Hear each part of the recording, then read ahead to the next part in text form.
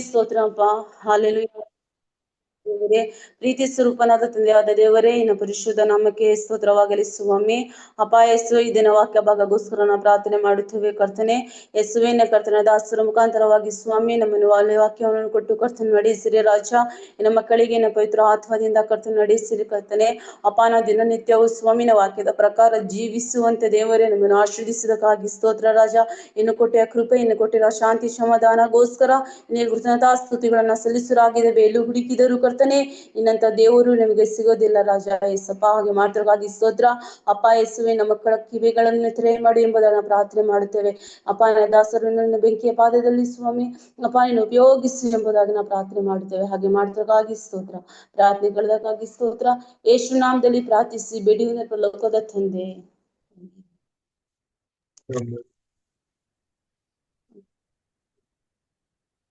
Thank you, Ashwini. Amen. Amen. Yes, Pastor. Praise the Lord. Praise the Lord.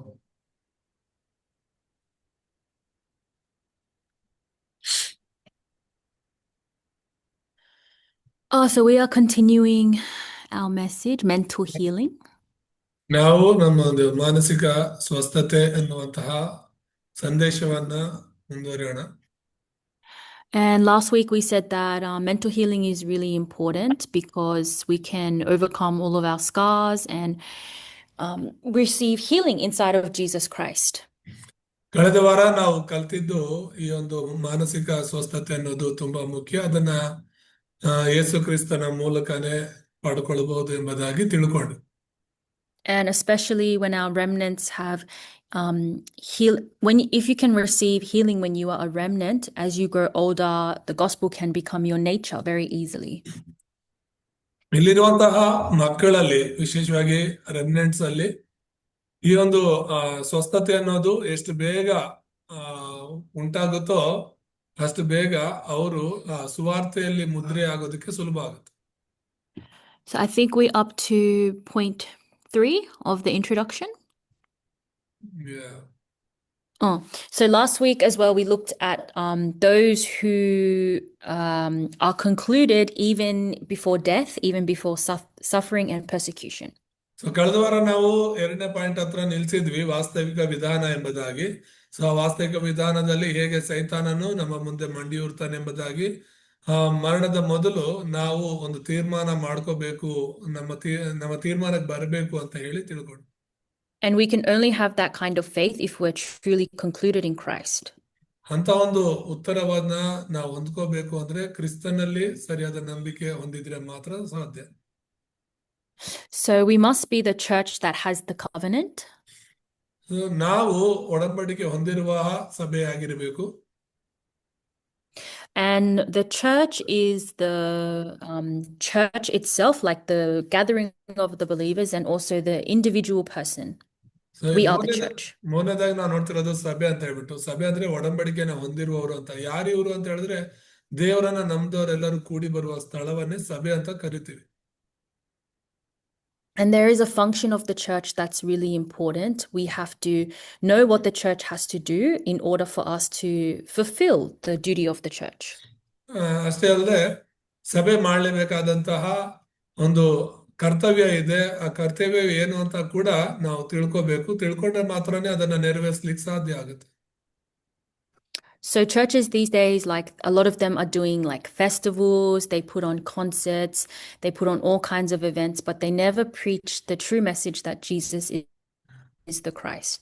ಈ ದಿನಗಳಲ್ಲಿ ಸಭೆಗಳಲ್ಲಿ ಏನೋ ಒಂದು ಉತ್ಸಾಹದ ದಿನಗಳು, ಒಂದು ಉಜ್ಜೀವನದ ಕೂಟಗಳು, ಇನ್ನೊಂದು ಮತ್ತೊಂದು ಅಂತ ಹೇಳ್ಬಿಟ್ಟು ಒಂದು ಹಬ್ಬ ಹರಿದಿನ ಅಂತ ಮಾಡ್ತಿದ್ದಾರೆ ಸಭೆಗಳಲ್ಲೂ ಕೂಡ. ಆದ್ರೆ ಸರಿಯಾದ ಒಂದು ಸುವಾರ್ತೆಯನ್ನ, ಯೇಸುವೆ ಕ್ರಿಸ್ತನೆಂಬ ಸುವಾರ್ತೆಯನ್ನ ಪ್ರಕಟಿಸ್ತಾ ಇಲ್ಲ. So the duty of the church is we have to proclaim the spiritual message that Christ came to finish the work of Satan and that we are the chosen people to relay the mystery of Christ to the world. ಸಭೆ ತಿಳ್ಕೊಬೇಕಾಗಿರೋದು ಏನಂತ ಹೇಳಿದ್ರೆ, ಯೇಸು ಕ್ರಿಸ್ತನು ಆತ್ಮಿಕವಾಗಿ ಇರುವಂತ ಎಲ್ಲ ಸಮಸ್ಯೆಗಳನ್ನ ತೀರಿಸೋದಕ್ಕೆ ಬಂದಿದ್ದಾರೆ, ಅದನ್ನೆಲ್ಲ ಮುಗಿಸೋದಕ್ಕೆ ಬಂದಿದ್ದಾರೆ ಅನ್ನುವಂಥದ್ದನ್ನ ಅರ್ಥ ಮಾಡ್ಕೊಂಡು ಆ ಸುವಾರ್ತೆಯನ್ನೇ ನಾವು ಎಲ್ಲರಿಗೂ ಸಾರಬೇಕು. And God raised up the church for that reason. That's why in the Bible, when Jesus went to the temple, the church, he saw people selling stuff, he saw people doing everything else except actually sharing the true message. ಅಂತ ಒಂದು ಸುವಾರ್ಥ ಸೇವೆ ಮಾಡೋದಕ್ಕೆ ದೇವರು ಸಭೆಯನ್ನ ನಿಲ್ಸಿರೋದು, ಎಬ್ಸಿರೋದು. ಆದ್ರೆ ಯೇಸು ಕ್ರಿಸ್ತನು ಈ ಲೋಕದಲ್ಲಿ ಸೇವೆ ಮಾಡ್ತಿರುವಂತ ಸಮಯದಲ್ಲೂ ಕೂಡ ಆತನು ದೇವಾಲಯಕ್ಕೆ ಹೋಗ್ತಾರೆ. ಆ ದೇವಾಲಯದಲ್ಲಿ ಪ್ರಾರ್ಥನೆ, ಆರಾಧನೆ, ಸುವಾರ್ತೆಯನ್ನ ಸಾರುವಂತ ಸ್ಥಳ. ಆದ್ರೆ ಆ ಒಂದು ದೇವಾಲಯದಲ್ಲಿ ಕಳ್ಳರ ಗವಿಯಾಗಿ ಮಾಡಿ, ವ್ಯಾಪಾರದ ಸ್ಥಳವಾಗಿ ಮಾಡಿರ್ತಾರೆ. ಅದಕ್ಕೋಸ್ಕರ ದೇವರು ಅದನ್ನೆಲ್ಲ ತೊಲಗಿಸಿ ಇಲ್ಲಿ ಪ್ರಾರ್ಥನೆ, ಸುವಾರ್ತೆ ಇರಬೇಕು ಅಂತ ಹೇಳ್ತಾರೆ. And some churches, of course, they preach the message, but some churches, they have a color, like they preach about mysticism or healing, or they preach about legalism, like we have to follow the law. ಇನ್ನು ಅನೇಕ ಸಭೆಗಳಲ್ಲಿ ವಾಕ್ಯವನ್ನ ಬೋಧನೆ ಮಾಡ್ತಾರೆ. ವಾಕ್ಯಗಳೆಲ್ಲ ಏನಂದ್ರೆ ನೀನು ಇದು ಮಾಡ್ಬೇಕು, ನೀನ್ ಅದ್ ಮಾಡ್ಬೇಕು ಅಂತ ಧರ್ಮಶಾಸ್ತ್ರವನ್ನ ಬೋಧನೆ ಮಾಡೋದು, ನಿಯಮಗಳನ್ನ ಅನುಸರಿಸುವುದರ ಬಗ್ಗೆ ಮಾತನಾಡೋದು, ಅಥವಾ ಈ ಒಂದು ಅದ್ಭುತಗಳ ಬಗ್ಗೆನೋ ಸ್ವಸ್ಥತೆಗಳ ಬಗ್ಗೆ ಮಾತ್ರ ಪ್ರಸಂಗ ಮಾಡ್ತಿರ್ತಾರೆ. But it is impossible to follow the law, and it is impossible to receive, the accurate guidance of the Holy Spirit if we're always filled with unhealthy mysticism. ನಾವು ಸರಿಯಾದ ಸುವಾರ್ತನ ಹಿಡ್ಕೊಳ್ದೇ ಇದ್ರೆ ಖಂಡಿತವಾಗ್ಲೂ ಕೂಡ ನಾವೇನು ಮಾಡೋದಕ್ಕೆ ಆಗೋದಿಲ್ಲ. ಅದರಲ್ಲೂ ಕೂಡ ಈ ಒಂದು ತಪ್ಪಾದ ಬೋಧನೆಗಳನ್ನ ಹಿಡ್ಕೊಂಡು ದೇವರ ಒಂದು ಸೇವೆನ ನೆರವೇರಿಸೋದಕ್ಕೆ ಆಗೋದಿಲ್ಲ. So it's really the duty of the church to give the correct answer of Christ and to raise up the believers as like the spiritual warriors of this age. So ಹಾಗಾಗಿ ಸರಿಯಾದ ಒಂದು ಸುವಾರ್ತನ ಹಿಡ್ಕೊಂಡು ಆ ಸುವಾರ್ತೆ ಮೂಲಕನೇ ಸರಿಯಾದಂತಹ ಒಂದು ವೀರರನ್ನ, ಸುವಾರ್ಥಿಕರನ್ನ ಸಭೆ ಎಬ್ಬಿಸಬೇಕಾಗಿದೆ. And there was a promise of God in Matthew 24:14. Let's confirm Matthew 24:14. ದೇವರ ಒಂದು ವಾಗ್ದಾನ ಇದೆ. ಮತ್ತಾಯ 24ನೇ ಅಧ್ಯಾಯ 14ನೇ ವಚನದಲ್ಲಿ ಅದನ್ನ ಓದಿ ನಾವು ದೃಢಪಡಿಸ್ಕೊಳ್ಳೋಣ. ಮತ್ತಾಯ 24:14ನೇ ವಚನ ಓದ್ತೀನಿ. ಇದಲ್ಲದೆ ಪರಲೋಕ ರಾಜ್ಯದ ಈ ಸುವಾರ್ತೆಯು ಸರ್ವಲೋಕದಲ್ಲಿ ಎಲ್ಲಾ ಜನಾಂಗಗಳಿಗೆ ಸಾಕ್ಷಿಗಾಗಿ ಸಾರಲಾಗುವುದು, ಆಗ ಅಂತ್ಯವು ಬರುವುದು. Amen. Amen. So the Bible tells us when the end of the world will come, when the end of the age will come. ಸತ್ಯವೇದ ತುಂಬಾ ಸ್ಪಷ್ಟವಾಗಿ ಹೇಳುತ್ತೆ ಅಂತ್ಯ ಯಾವಾಗ ಬರುತ್ತೆ ಎಂಬುದಾಗಿ. So some people, they say, oh, the end of the world is going to come on this specific date. Or some people, they do a lot of scientific study and they say, this is the day that the world will end. But the Bible clearly tells us when the world is going to end.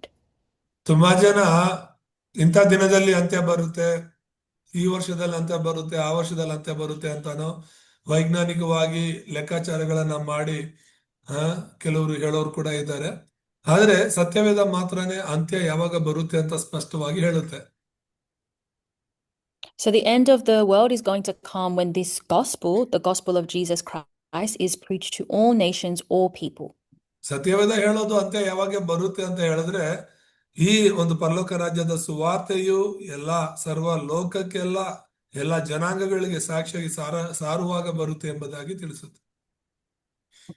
So even the people living in the jungle, even the people living in the high mountains, they all have to listen to this gospel message. ಅರಣ್ಯದಲ್ಲಿ ವಾಸಿಸುವವರಾಗ್ಲಿ, ಬೆಟ್ಟ ಗುಡ್ಡಗಳಲ್ಲಿ ವಾಸಿಸುವವರಾಗ್ಲಿ, ಪ್ರತಿಯೊಬ್ಬರು ಕೂಡ ಈ ಸುವಾರ್ತೆನ ಕೇಳಬೇಕಾಗಿದೆ. And sometimes world evangelization looks so big, but actually we never know that through one person that we share the gospel to, they can save the people in the mountains, they can save the people in the jungle. ಲೋಕ ಸ್ವಾರ್ಥೀಕರಣ ಅನ್ನೋದು ತುಂಬಾ ಕಷ್ಟಕರವಾಗಿ ಕಾಣಬಹುದು. ಆದ್ರೆ ನೀವು ಒಬ್ಬ ವ್ಯಕ್ತಿನ ರಕ್ಷಣೆ ಕಡೆಗೆ ನಡೆಸಿದ್ರೆ ಆ ಒಬ್ಬ ವ್ಯಕ್ತಿ ಹೋಗಿ ಒಂದು ಕುಲವನ್ನ, ದೇಶವನ್ನ ಅಥವಾ ಒಂದು ಬೆಟ್ಟ ಗುಡ್ಡದಲ್ಲಿರುವಂತಹ ಗ್ರಾಮವನ್ನ ರಕ್ಷಿಸಲಿಕ್ಕೆ ಶಕ್ತನಾಗಿರ್ತಾನೆ. That's why we have to know what does God want from us? What does God want from the church? What God wants from us and from the church is to do the gospel movement. ಹಾಗಾಗಿನೇ ದೇವರು ನಮ್ಮಿಂದ ಏನು ಬಯಸ್ತಿದ್ದಾರೆ, ಸಭೆಯಿಂದ ಏನನ್ನ ಬಯಸ್ತಿದ್ದಾರೆ ಅಂತ ಹೇಳಿ ತಿಳ್ಕೋಬೇಕು. ಆತನು ನಮ್ಮಿಂದ ಆಗ್ಲಿ ಸಭೆಯಿಂದ ಆಗ್ಲಿ ಬಯಸ್ತಿರೋದು ಸುವಾರ್ತೆ ಹಿಡ್ಕೊಳ್ಬೇಕು, ಆ ಸುವಾರ್ತೆಯನ್ನ ಲೋಕಕ್ಕೆ ಸಾರಬೇಕು. If the church just preaches a very nice message or has a lot of festivals for the believers to come, but they never talk about the evangelism movement or saving, the field, saving the whoever we meet, then that church has really lost hold of God's covenant. So ಯಾವ ಸಭೆಯಲ್ಲಿ ಕೇವಲ ಈ ಹಬ್ಬಗಳು ಅಂತೇಳಿ ಉತ್ಸಾಹ ಕೂಟಗಳು ಅಂತ ನಡೆಸ್ತಿರ್ತಾರೋ ಅಂತ ಸಭೆಗಳಲ್ಲಿ ಸುವಾರ್ತೆಯ ಒಂದು ಚಳುವಳಿ ಇರೋದಿಲ್ಲ. ಸರಿಯಾದ ಸುವಾರ್ತೆಯನ್ನು ಹಿಡ್ಕೊಂಡು ಸುವಾರ್ಥ ಚಳುವಳಿಯನ್ನ ಮಾಡಿದ್ರೆ ಮಾತ್ರನೇ ಅವರು ಸರಿಯಾದ ಸೇವೆಯನ್ನ ಅಥವಾ ಲೋಕ ಸುವಾರ್ತೆಗಳನ್ನ ಮಾಡ್ಲಿಕ್ಕೆ ಸಾಧ್ಯವಾಗುತ್ತೆ. But what Satan does is he gives us unbelief. He makes us think like, oh, I can't share the gospel, or I can't talk to this person about Christ. That is all Satan's deception. ಸೈತಾನ ಏನ್ ಮಾಡ್ತಾನಂದ್ರೆ ನನ್ನ ಕೈಲಿ ಸ್ವಾರ್ಥ ಸೇವೆ ಮಾಡೋದಕ್ಕೆ ಆಗೋದಿಲ್ಲ, ಆ ವ್ಯಕ್ತಿಗೆ ನಾನು ಸುವಾರ್ತೆ ಹೇಳಕ್ ಆಗೋದಿಲ್ಲ, ಈ ವ್ಯಕ್ತಿಗೆ ನಾನು ಸುವಾರ್ತೆ ಹೇಳೋದಕ್ಕೆ ಆಗೋದಿಲ್ಲ ಅನ್ನುವಂತಹ ಒಂದು ತಪ್ಪಾದ ಆಲೋಚನೆಗಳನ್ನ ಕೊಡ್ತಿರ್ತಾನೆ. Even today, we had a music concert in my church. One of my believers, she has a music school. ನಮ್ಮ ಸಭೆಯಲ್ಲಿರುವಂತಹ ಒಂದು ವಿಶ್ವಾಸಿಗೆ ಸಂಗೀತ ಶಾಲೆ ಇದೆ. ಹಾಗಾಗಿ ಅವರು ನಮ್ಮ ಸಭೆಯಲ್ಲಿ ಇವತ್ತು ಒಂದು ಸಂಗೀತ ಕೂಟವನ್ನು ಏರ್ಪಡಿಸಿದ್ರು. So she teaches a lot of people how to play instruments, and a lot of her students, they are non-believers. They come from different religious backgrounds. ಆ ಒಂದು ನಮ್ಮ ಸಭೆಯ ವಿಶ್ವಾಸಿ ಸಂಗೀತವನ್ನ ಮ್ಯೂಸಿಕ್ ಅನ್ನ ಹೇಳ್ಕೊಡುವಂತ ಸ್ಕೂಲ್ ಇರೋದ್ರಿಂದ ಅವಿಶ್ವಾಸಿಗಳು ತುಂಬಾ ಜನ ಬಂದು ಅವ್ರ ಹತ್ರ ಆ ಒಂದು ಸಂಗೀತವನ್ನ ಕಲಿತಿದ್ದಾರೆ. And every year they have an end of year concert and they hold it in our church building. But the condition for them to have it here is that the gospel message has to be proclaimed to them. ಆದರೆ ಪ್ರತಿ ವರ್ಷ ಅಂತ್ಯದಲ್ಲಿ ನಮ್ಮ ಒಂದು ಸಭೆಯಲ್ಲಿ ಆ ಒಂದು ಕೂಟವನ್ನ ಏರ್ಪಡಿಸಿರ್ತಾರೆ. ಅದಕ್ಕೆ ಮುಖ್ಯ ಉದ್ದೇಶ ಏನಂದ್ರೆ ನಮ್ಮ ವಿಶ್ವಾಸಿ ಅಲ್ಲಿ ಅವರ ಸ್ಟೂಡೆಂಟ್ಸ್ ಎಲ್ಲರೂ ಕೂಡ ಸರಿಯಾದ ಸುವಾರ್ತೆಯನ್ನ ಒಂದ್ಸಲಿ ಆದ್ರೂ ಕೇಳಬೇಕು ಅವ್ರು ಹೋಗೋದಕ್ಕೆ ಮುಂಚೆ ಅಂತ ಹೇಳಿ ನಮ್ಮ ಸಭೆಯಲ್ಲಿ ಅದನ್ನ ಏರ್ಪಡಿಸ್ತಾರೆ. So I've shared the gospel, the basic cross message. I shared to them every year. This was my 3rd year. But because they are there, their purpose of coming is that they want to see their children's, music concert. They don't have the motive to come to listen to the gospel. So sometimes when I look at their face, they're really not happy to listen. ಆ ಒಂದು ಮಕ್ಕಳು ಯಾರೆಲ್ಲ ಕಲಿತಾ ಇದಾರೋ ಅವರು ಅವರ ತಂದೆ ತಾಯಿಗಳು ಅವ್ರ ಫ್ಯಾಮಿಲಿ ಎಲ್ಲ ಬಂದಿರ್ತಾರೆ. ಆ ಒಂದು ಅವರ ಮಕ್ಕಳು ಯಾವ ರೀತಿ ಆ ಸ್ಟೇಜ್ ಮೇಲೆ ಹೋಗಿ ಆ ವಾದ್ಯಗಳನ್ನ ಬಾರಿಸ್ತಾರೆ, ಹಾಡ್ತಾರೆ ಅಂತ ಹೇಳಿ ಅವ್ರು ಯಾರು ಕೂಡ ಸ್ವಾರ್ಥನ ಕೇಳ್ಬೇಕು ಅನ್ನೋ ದೃಷ್ಟಿಯಲ್ಲಿ ಬಂದಿರೋದಿಲ್ಲ. ನಾನು ವಾಕ್ಯವನ್ನ ಹೇಳುವಾಗ ಅವ್ರ ಮುಖಗಳನ್ನು ನೋಡಿದ್ರೆ ಅನೇಕರಿಗೆ ಸುವಾರ್ತೆ ಕೇಳೋ ಆಸಕ್ತಿ ಇರೋದಿಲ್ಲ. So inside I thought, oh God, why do I have to share with them? They're not happy. They don't accept you with an open heart. They always give strange looks. I don't want to share the gospel with them because they don't even want to believe in you. ನನಗೆ ಕೆಲಸದಲ್ಲಿ ಅನ್ಸುತ್ತೆ, ದೇವ್ರ ಹತ್ರನು ನಾನು ಹೇಳ್ತಿರ್ತೀನಿ, ದೇವ್ರೆ ಇವ್ರು ಯಾರು ಕೂಡ ನಿಜವಾಗ್ಲೂ ನೀನು ವಾಕ್ಯವನ್ನು ಕೇಳಕ್ ಬಂದಿಲ್ಲ. ಅವ್ರ ಮುಖಗಳನ್ನ ನೋಡಿದ್ರು ಕೂಡ ಅವ್ರ ಆಸಕ್ತಿ ಇಲ್ದಿರೋ ಹಾಗೆ ಬಂದು ಕೂತಿದ್ದಾರೆ. ಇಂಥವ್ರ ಜೊತೆಗೆ ನಾನು ಯಾಕೆ ವಾಕ್ಯವನ್ನು ಹಂಚ್ಕೋಬೇಕು ಅಂತ ಹೇಳ್ಬಿಟ್ಟು ನಿನ್ನಲ್ಲಿ ಅವ್ರ ವಾಕ್ಯವನ್ನು ಕೇಳೋದು ಇಲ್ಲ, ನಂಬೋದು ಇಲ್ವಲ್ಲ ಅಂತ ಕೇಳ್ತಿರ್ತೀನಿ. But that was really Satan's lie, the deception from the devil, because the door was open for the gospel message to be proclaimed at that time. So surely there is a plan of God there.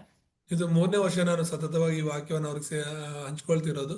ಸೈತಾನ ಆ ತರ ಒಂದು ತಪ್ಪಾದ ನಂಬಿಕೆಯನ್ನ ಅಥವಾ ತಪ್ಪಾದ ಆಲೋಚನೆಯನ್ನು ಕೊಡ್ತಾನೆ. ಇವ್ರು ಯಾರು ಸುವಾರ್ತೆ ಕೇಳ್ತಿಲ್ಲ, ಇವ್ರಿಗೆ ಯಾಕೆ ನೀನ್ ಸುವಾರ್ತೆ ಹಂಚ್ಕೋಬೇಕು ಅಂತ ಹೇಳ್ಬಿಟ್ಟು.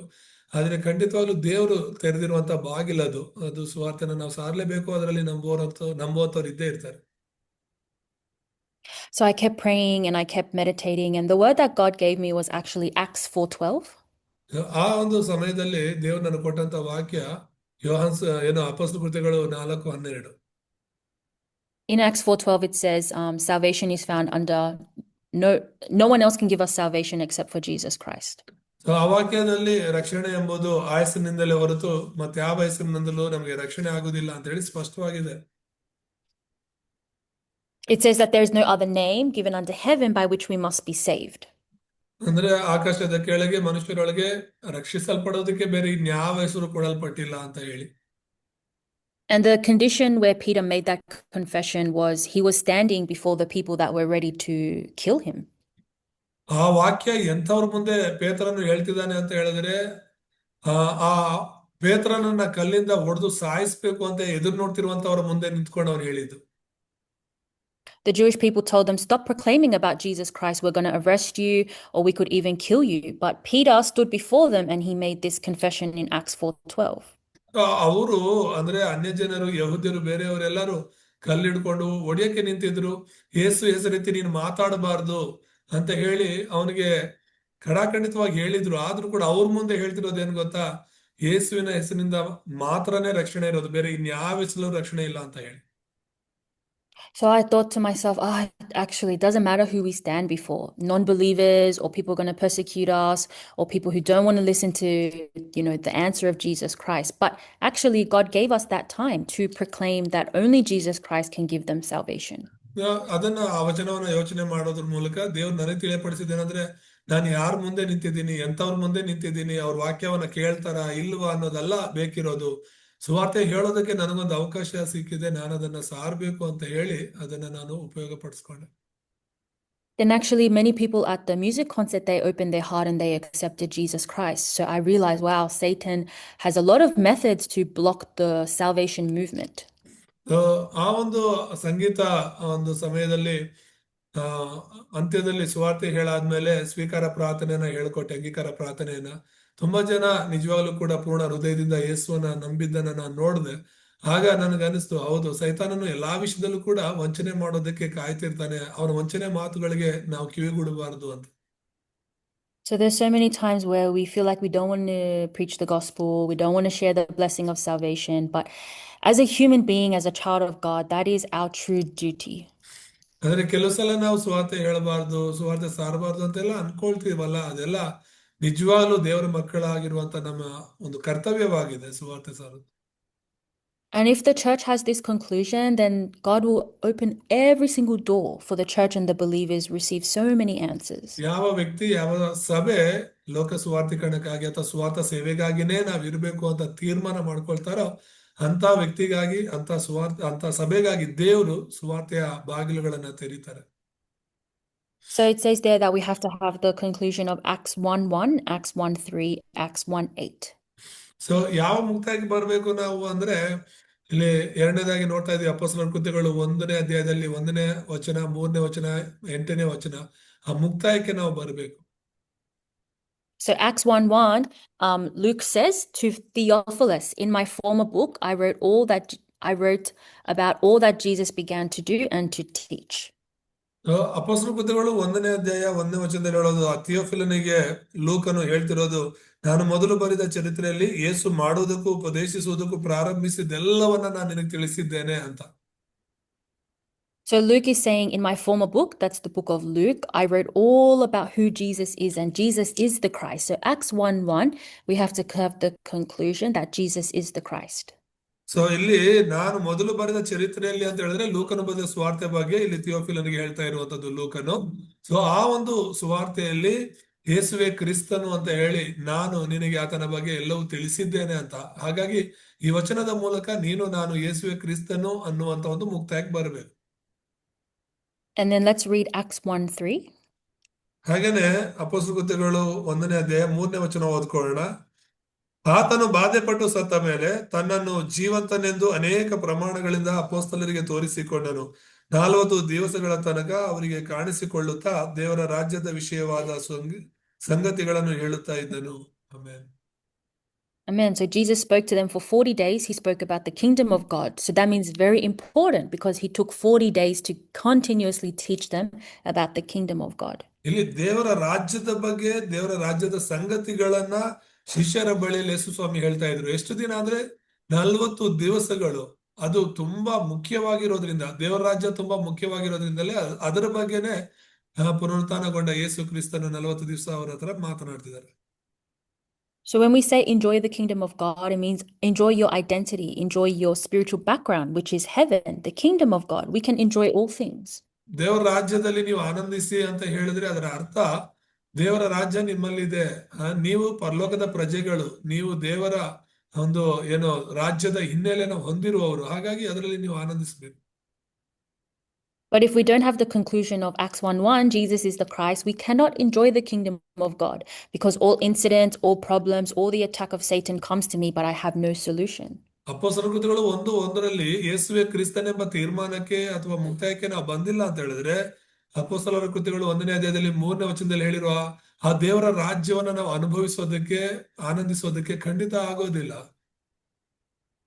And then Acts 1:8, we know very well, it speaks about the Holy Spirit, the power of the Holy Spirit. And when we are filled with the Holy Spirit, we can become the witness to all nations. ಮತ್ತೆ ಅಪೊಸ್ತಲರ ಕೃತ್ಯಗಳು 1ನೇ ಅಧ್ಯಾಯದಲ್ಲಿ 8ನೇ ವಚನದಲ್ಲಿ ನಾವು ನೋಡುವಾಗ ಅದು ಪರಿಶುದ್ಧಾತ್ಮನ ಬಗ್ಗೆ ಮಾತನಾಡ್ತಾ ಇದೆ. ಯಾವಾಗ ಪರಿಶುದ್ಧಾತ್ಮನು ನಮ್ಮ ಮೇಲೆ ಬರ್ತಾರೋ ನಾವು ಬಲವನ್ನು ಹೊಂದಿ ಎಲ್ಲಾ ಕಡೆ ಭೂಮಿಯ ಕಟ್ಟ ಕಡೆವರೆಗೂ ಸಾಕ್ಷಿಗಳಾಗಿರ್ತೀವಿ ಅಂತ ದೇವರು ವಾಗ್ದಾನ ಮಾಡಿದ್ದಾರೆ. So God wants to make us the witness. God wants to give us the filling of the Holy Spirit. ದೇವರ ಆತ್ಮನಿಂದ ತುಂಬಿಸಿ ನಿನ್ನನ್ನ ನನ್ನನ್ನ ದೇವರು ಆತನ ಸಾಕ್ಷಿಗಳನ್ನಾಗಿ ಮಾಡ್ಬೇಕಂದಿದ್ದಾರೆ. But we can't be the true witness until we receive the filling of the Holy Spirit. ಪರಿಶುದ್ಧಾತ್ಮನಿಂದ ನಾವು ತುಂಬಿಸಲ್ಪಡದೇನೆ ದೇವರ ಸಾಕ್ಷಿಗಳಾಗಿ ಮಾರ್ಪಡೋದಕ್ಕೆ ಸಾಧ್ಯ ಇಲ್ಲ. That's why it's really important we always pray every day, please Lord give me the filling of the Holy Spirit. ಹಾಗಾಗಿ ನಾವು ಪ್ರತಿದಿನ ದೇವರೇ ಪರಿಶುದ್ಧಾತ್ಮನ ತುಂಬಿಸುವಿಕೆಯನ್ನು ನನಗೆ ಕೊಡು ಅಂತ ಪ್ರಾರ್ಥಿಸುವುದು ಮುಖ್ಯ. So we can't do it with our own physical power. We can't do it with our own strength. We need God's power, God's strength inside of the filling of the Holy Spirit. ನಮ್ಮ ಶಾರೀರಿಕವಾದ ಶಕ್ತಿಯಿಂದಲೋ ಬಲದಿಂದಲೋ ಇದನ್ನ ಮಾಡೋದಕ್ಕೆ ಆಗುವುದಿಲ್ಲ. ಇದು ದೇವರೇ ತನ್ನ ಆತ್ಮನ ಮೂಲಕ ಮಾಡಬೇಕಾಗಿದೆ. And then in Acts 16:14-16, it talks about Lydia, who heard the gospel and opened her heart, and then she invited the disciples, please come to my house. ಮತ್ತೆ ಅಪೊಸ್ತಲರ ಕೃತ್ಯಗಳಲ್ಲಿ 16ನೇ ಅಧ್ಯಾಯ 14ರಿಂದ 16ನೇ ವಚನದಲ್ಲಿ ನಾವು ನೋಡುವಾಗ ಲುದ್ಯಳ ಬಗ್ಗೆ ನಾವು ನೋಡ್ತೇವೆ. ಆ ಲುದ್ಯಳು ತನ್ನ ಹೃದಯವನ್ನ ಯೇಸು ಸ್ವಾಮಿಗೋಸ್ಕರ ತೆರೆದರೆಂಬುದಾಗಿಯೂ ಮತ್ತೆ ಅನೇಕ ಜನರು ತನ್ನ ಮನೆಗೆ ಬಂದು ಯೇಸುವನ್ನ ಆರಾಧನೆ ಮಾಡೋದಕ್ಕೆ ಬಾಗಿಲು ತೆರೆದಳೆಂಬುದಾಗಿ ನೋಡ್ತಾರೆ. And actually, the way that Paul and his team met Lydia was that they were just going to they were looking for a place of prayer, and then God opened the door for them to meet her. ಇಲ್ಲಿ ಪೌಲ ಮತ್ತೆ ಪೌಲನ ತಂಡದವರು ದೇವರನ್ನ ಆರಾಧನೆ ಮಾಡೋದಕ್ಕೋಸ್ಕರ ಒಂದು ಸ್ಥಳವನ್ನು ಹುಡುಕ್ತಿರ್ಬೇಕಾದ್ರೆ ಲುದ್ಯಳನ್ನ ಅವ್ರು ಭೇಟಿ ಆಗ್ತಾರೆ. ಲುದ್ಯಳು ಆರಾಧನೆಗೋಸ್ಕರ ತನ್ನ ಮನೆಯನ್ನೇ ಬಿಟ್ಟುಕೊಡುವುದನ್ನ ನಾವು ನೋಡ್ತೇವೆ. So we don't have to worry about who's the disciple, how can I find the disciple. The Bible says very naturally it takes place. When I become a true disciple, when I have the true covenant in my heart, God will attach to me the prepared person. So ನಾವು ಎಲ್ಲಿ ಹೋಗ್ಬೇಕು, ಯಾರನ್ನ ಭೇಟಿ ಆಗ್ಬೇಕು, ಹೇಗೆ ಅಂತ ಹೇಳ್ಬಿಟ್ಟು ನಾವ್ ಹೇಳಕ್ಕಾಗಲ್ಲ.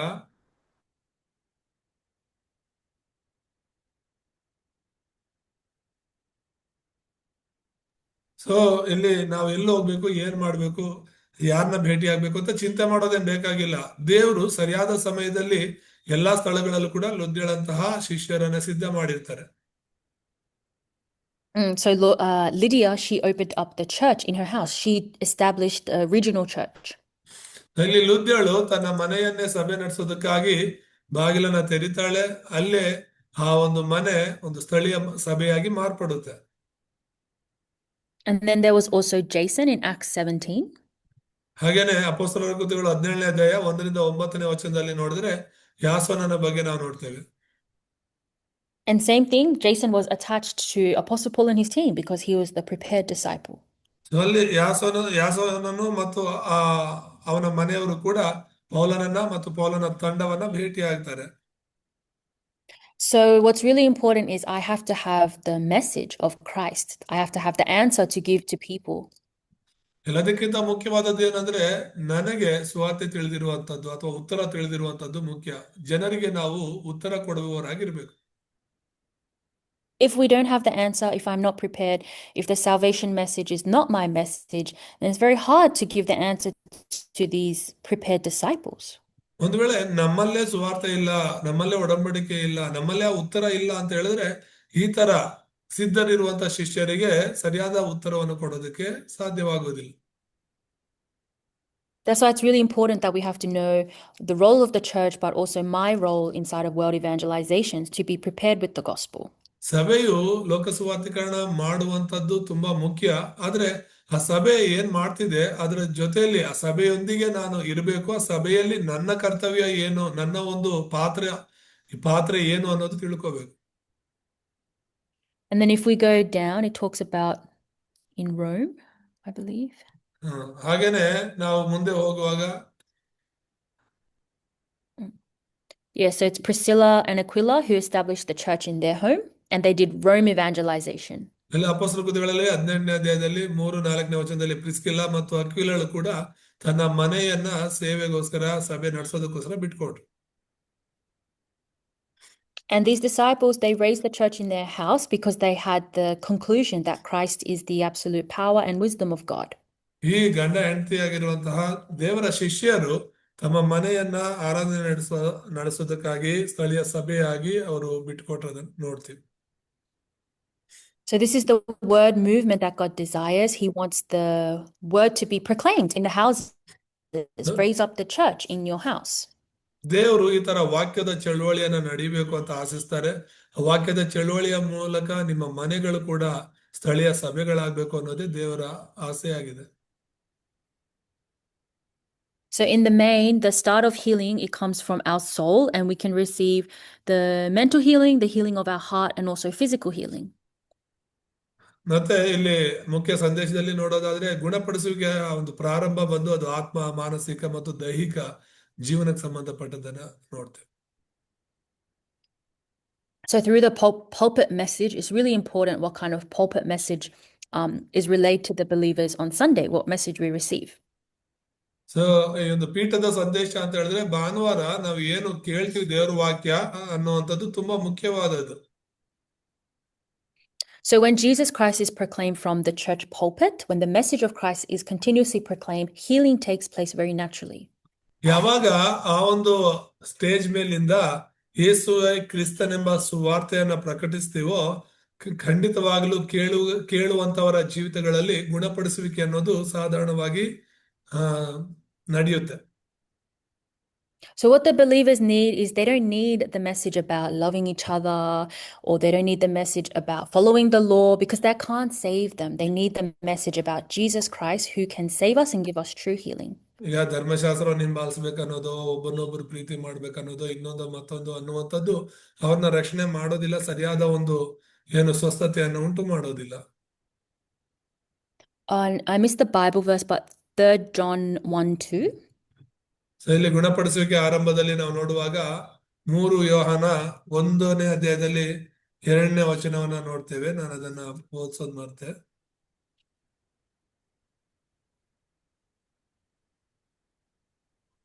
ಪ್ರಿಯನೇ, ನೀನು ಆತ್ಮ ವಿಷಯದಲ್ಲಿ ಅಭಿವೃದ್ಧಿ ಹೊಂದಿರುವ ಪ್ರಕಾರ ಎಲ್ಲಾ ವಿಷಯಗಳಲ್ಲಿಯೂ ಅಭಿವೃದ್ಧಿ ಹೊಂದಿ ಸುಕ್ಷೇಮವಾಗಿರಬೇಕೆಂದು ಪ್ರಾರ್ಥಿಸುತ್ತೇನೆ.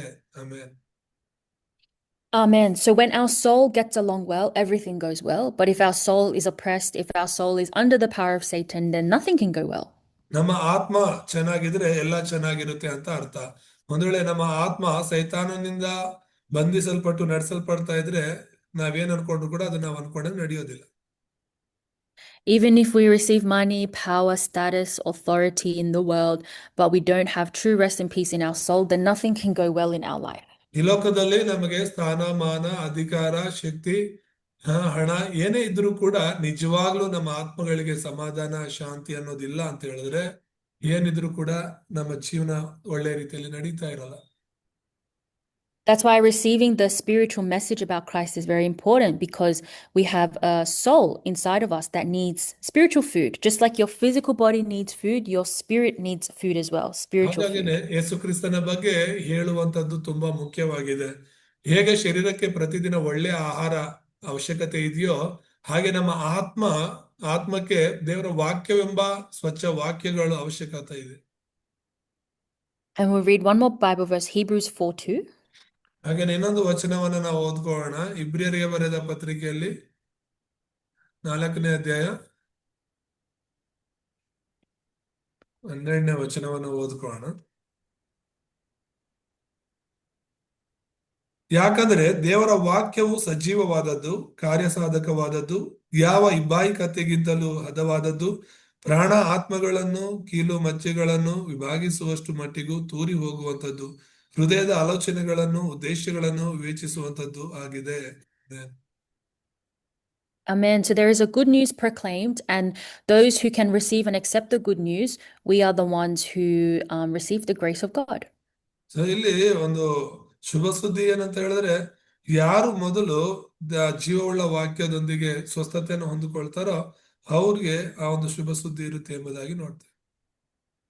Because in the scripture it says that some of them who heard the word, they saw it as no value because they didn't have faith to believe in the word. ಆದ್ರೆ ಕೆಲವರು ದೇವರಲ್ಲಿ ನಂಬಿಕೆ ಇಲ್ಲದವರಾಗಿ ಜೀವಿಸ್ತಾರೆ ಎಂಬುದಾಗಿ ನಾವು ನೋಡ್ತೀವಿ. ಅದಕ್ಕೆ ಕಾರಣ ಅವರಲ್ಲಿ ದೇವರ ವಾಕ್ಯವಿರ್ಲಿಲ್ಲ. And what this means is when we hear the word from the pulpit, when we hear the word about Christ, we have to have faith that that word is true and will take place. ನಾವು ಮಾಡ್ಬೇಕಾದ್ರೆ ಮೊದಲನೇದು ಪೀಠದ ಸಂದೇಶ ಅಂತ ಹೇಳಿದ್ರೆ ಅದು ಸಭೆಯಲ್ಲಿ ಮುಂದ್ಗಡೆ ನಿಂತ್ಕೊಂಡು ಸೇವಕರು ವಾಕ್ಯ ಹೇಳ್ತಾರೆ ಅಂತ ಹೇಳಿದ್ರೆ ಅದನ್ನ ಕೇಳಿಸ್ಕೊಳ್ಳುವಂತಹ ನಂಬುವಂತಹ ನಂಬಿಕೆ ಕೂಡ ಇರಬೇಕು ನಮ್ಮಲ್ಲಿ. We shouldn't be the people that just let the word pass and we think, oh, it's not important. Actually, it's not for me. No, the word of God has to become my message. ಒಂದು ವೇಳೆ ಆ ಸುವಾರ್ತೆನ ಕೇಳಿಸ್ಕೊಂಡು ವಾಕ್ಯಗಳನ್ನ ಕೇಳಿಸ್ಕೊಂಡಿಲ್ದೆ ಇದು ನನಗೋಸ್ಕರ ಅಲ್ಲ, ಇದು ನನಗೆ ಅವಶ್ಯಕತೆ ಇಲ್ಲ ಅಂತ ಅನ್ಕೊಂಡು ಅದನ್ನ ಬಿಟ್ಟು ಬಿಡೋದಲ್ಲ. ಆ ವಾಕ್ಯವನ್ನ ಇದು ನನಗೋಸ್ಕರ ದೇವ್ರು ಕೊಟ್ಟಿರುವಂತ ವಾಕ್ಯ ಅಂತ ಸ್ವೀಕರಿಸ್ಕೋಬೇಕು. So the essence of this message about true healing of the heart is that true healing only comes from Christ. ಹಾಗಾಗಿ ಒಂದು ನಿಜವಾದ ಒಂದು ಸ್ವಸ್ಥತೆ ಅನ್ನೋದು ಯೇಸು ಕ್ರಿಸ್ತನಿಂದಲೇ ಬರುತ್ತೆ ಎಂಬುದಾಗಿ ನಾವು ನೋಡ್ತೇವೆ. ಅದು ಹೃದಯಕ್ಕೆ ಸಂಬಂಧಪಟ್ಟ Yeah, not through good deeds, not because I'm a good person, or those types of messages, they cannot save people. ಒಂದ್ ವೇಳೆ ನಾವು ಒಳ್ಳೆಯವರಾಗಿರ್ಬೇಕು ಅನ್ನೋದು, ಒಳ್ಳೆ ಕಾರ್ಯಗಳನ್ನ ಮಾಡ್ಬೇಕು ಅನ್ನೋದು, ಅದೆಲ್ಲ ಯಾರನ್ನು ಕೂಡ ರಕ್ಷಣೆ ಮಾಡೋದಿಲ್ಲ. And people, they don't need an amazing message, very complicated message. Just give them the basic fundamental message, the cross message, and save them. Time up. So ಇಲ್ಲಿ ನಾವು ಸತತವಾಗಿ ದೇವರ ವಾಕ್ಯವನ್ನ, ಆ ಕ್ರಿಸ್ತನ ಸಿಲುಬೆಯ ಸಂದೇಶವನ್ನ ಸಾರ್ತಾ ಇರಬೇಕು ಜನರಿಗೆ. So we have to be the disciples, the remnants that prepare ourselves with the word of God, because it's an age where we have to save many people. So ಹಾಗಾಗಿ ನಾವೆಲ್ಲರೂ ದೇವರ ವಾಕ್ಯದಿಂದ ಸುವಾರ್ತೆಯಿಂದ ಸಿದ್ಧರಾಗಬೇಕು. ಕಾರಣ ನಾವು ಈ ಒಂದು ಯುಗವನ್ನ, ಅನೇಕ ಜನರನ್ನ ರಕ್ಷಿಸಬೇಕಾಗಿದೆ. And then we will conclude now with the prayer. ಪ್ರಾರ್ಥನೆಯೊಂದಿಗೆ ನಾವು ಮುಗಿಸ್ಕೊಳ್ಳೋಣ. ನಮ್ಮನ್ನು ಬಹಳವಾಗಿ ಪ್ರೀತಿಸುವಂತ ನಮ್ಮ ತಂದೆಯ ದೇವರೇ, ನಿಮ್ಮ ಪರಿಶುದ್ಧ ನಾಮ ಸ್ತೋತ್ರವಾಗಲಿ. ಒಂದು ಸಮಯದಲ್ಲಿ ನಿನ್ನ ಸನ್ನಿಧಿಯಲ್ಲಿ ಬರುವಂತ ಕೃಪೆ ಕೊಟ್ಟಿದ್ದಕ್ಕಾಗಿ ಸ್ತೋತ್ರ. ಜಯನಾರತಿಲ್ಲ ನಿನ್ನ ಮಕ್ಕಳನ್ನ ಆಶೀರ್ವಾದ ಮಾಡಿ ಮುಂದಿನ ವಾರ ಮತ್ತೆ ನಾವು ಈ ರೀತಿ ಕೂಡಿ ಬರುವ ತನಕ ನೀವೇ ಜೊತೆದ್ದು ನಡೆಸಬೇಕಾಗಿ ಕ್ರಿಸ್ತನಾದ ಯೇಸು ನಾಮದಲ್ಲಿ ಪ್ರಾರ್ಥಿಸಿ ಮಾಡುತ್ತೇನೆ ತಂದೆ. ಆಮೆನ್.